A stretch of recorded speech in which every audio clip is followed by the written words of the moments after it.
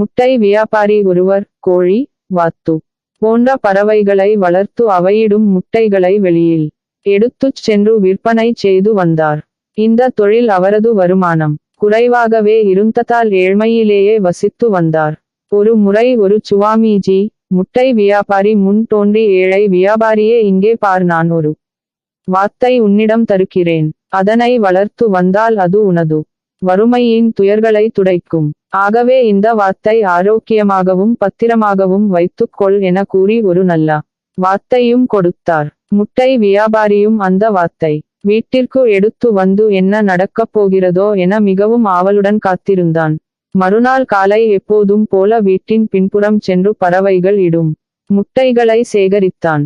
அப்போது சுவாமிஜி கொடுத்த வாத்தின் அருகில் ஒரு பொன் முட்டை இருப்பதை பார்த்து மிகவும் ஆச்சரியமடைந்தான். தனது மனைவியிடம் இங்கே பார், இங்கே பார் என சத்தமிட்டு பொன் முட்டையை காட்டினார். பிறகு அந்த பொன்முட்டையை அடகு கடையில் விட்டு குடும்பத்திற்கு தேவையான நிறைய பொருட்களை வாங்கி வந்தார்.